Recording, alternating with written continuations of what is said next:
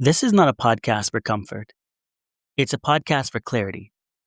In a culture flooded with noise, dangerous narratives, and emotional uncertainty, this space exists to examine what actually matters and what actually works.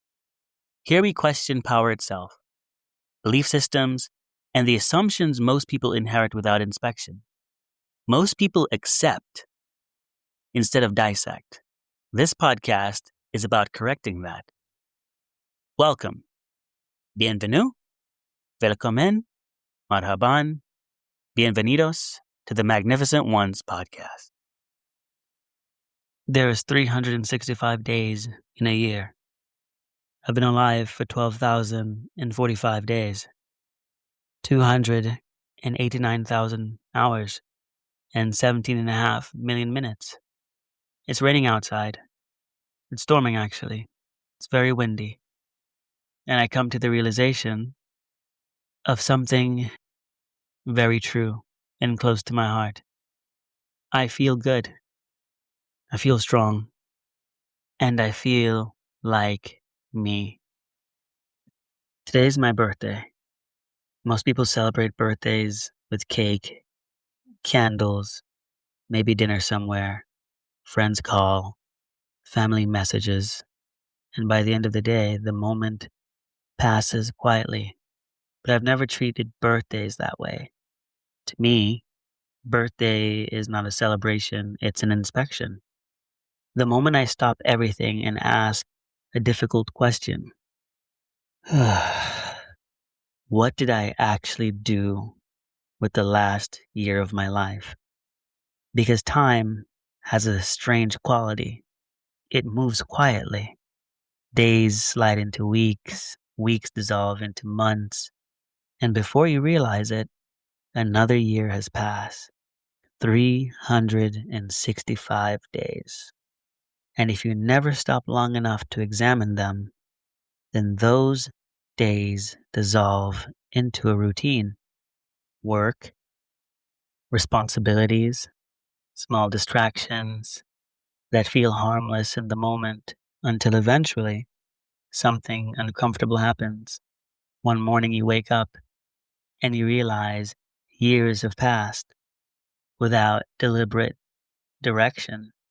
And that is why I treat my birthdays as my personal new year, not January 1st, not the day the calendar resets. My new year begins the day my life completes another orbit around the sun. Because the only year that truly matters is the year between your birthdays. Every birthday I perform the same ritual. An audit, a reflection, a quiet conversation with myself. Because reflection is uncomfortable, but reflection is necessary. It's not about guilt. It's not about correction. And every year I ask myself 4 questions. Where did I grow? Growth rarely arrives with applause. And sometimes it's obvious. New opportunities, new accomplishments, new experiences. But most meaningful growth usually happens internally. Patience, discipline, emotional control, the ability to remain steady when circumstances become chaotic. External success can disappear, but internal development becomes a part of who you are. The second question is less comfortable. Where did I waste time? Time is the most wasted resource in existence. Nobody plans to waste a year, but time disappears through small decisions, distractions, avoidance, moments when efforts feel difficult, so comfort is chosen instead. And when enough of those moments accumulate, something strange happens. A year disappears. Not dramatically, not suddenly, just quietly. Responsibilities. Let me ask you something. If today were your birthday and the last year of your life was placed on a table in front of you, what would you see? Growth or drifting? Progress or distraction? Because the honest answer to that question reveals more about your life than almost anything else. The third question is this: where did I avoid confrontation? Most people think confrontation only exists between individuals, but the most important confrontations happen internally. Confronting laziness, confronting fear, confronting the voice that says, tomorrow, tomorrow, tomorrow, tomorrow. But tomorrow has ruined more potential than anything else in human history because tomorrow has a habit of becoming next year. And the final question is the most important one. Did I become stronger this year or weaker? Not busier, not wealthier, stronger. Because life eventually tests everyone. And when those tests arrive, strength is the only currency that matters. Years ago, I worked under a manager who had a serious problem. They feared confrontation. On the surface, they seemed like a pleasant leader, friendly, approachable, never raised their voice. But leadership is not measured by how calm things are when everything is working. Leadership is measured by how problems are handled. And this manager avoided difficult conversations. There was an employee who noticed that weakness quickly. Once they realized there were no consequences, everything changed. Late arrivals, broken expectations, quiet disregard for the rules. Everyone saw it, but nothing was done because addressing the situation would require discomfort and slowly standard collapse. All of it began with avoidance. Avoided problems, recruits allies, they grow, they expand, and eventually they become far larger than the original issue. The same thing happens inside our lives. The habits we refuse to confront eventually begin to control us.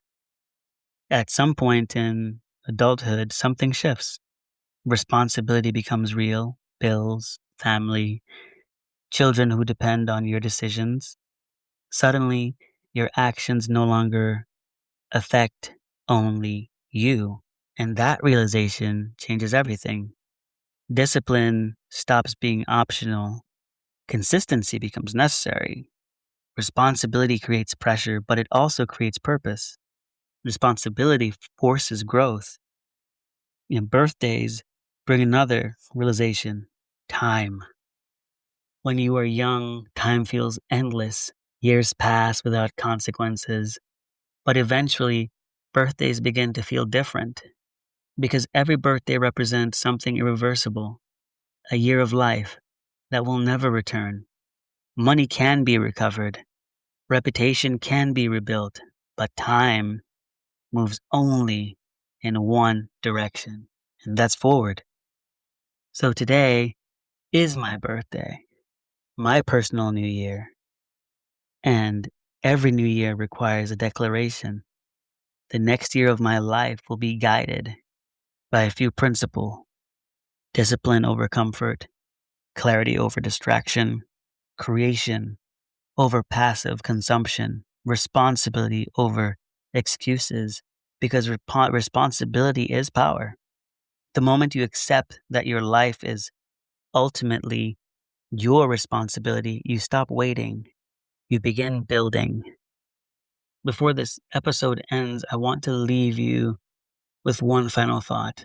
Today is my birthday, which means another year of my life has passed. 365 days that will never return. Some were strong, some uncertain, some victories, some lessons I did not understand until later. But every one of them mattered because time does not measure importance, only passage. And somewhere inside those ordinary days, a person was being shaped, not by dramatic moments, but by small decisions.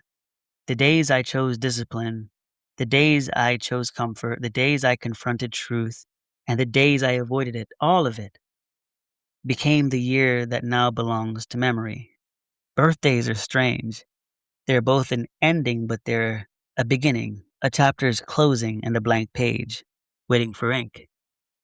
So today I close the book on 1 year of my life, not with regret, not with pride alone, but with awareness. Awareness that time is moving, awareness that life is not infinite, awareness that every year is another opportunity to become stronger, wiser, more deliberate.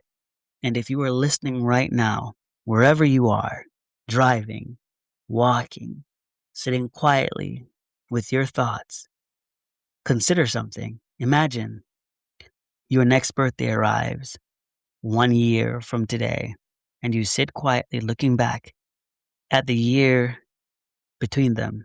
What would you want to see? Courage, growth, creation, peace. Because the truth is simple. Your life is not built in the distant future. It is built in the small decisions you make today and tomorrow and the day after that. Until one day, another birthday arrives and you look back at the year between them and you realize you lived it deliberately. This has been my personal new year, and now the next year begins. I would like to say thank you for being a part of this journey with the Magnificent Ones podcast. Thank you for your continued support. Thank you for the growth that we've seen this calendar year. I'm thankful to each and every one of you for all of your time that you've spent investing into our content. This has truly been extremely impactful to my growth and development as a person, as a leader. And that would not be possible if you all were not participating by taking the time to listen. So thank you. If this podcast challenged you, good. Clarity often does. The point here isn't consensus or reassurance. It's to leave you more precise than when you arrived. Keep what sharpens your thinking. Discard the rest. But don't confuse familiarity with truth. If this conversation mattered, follow the podcast and share it selectively with people who value depth and not noise. Until next time, stay disciplined with your thinking, selective with your attention, and honest about what you're really optimizing for.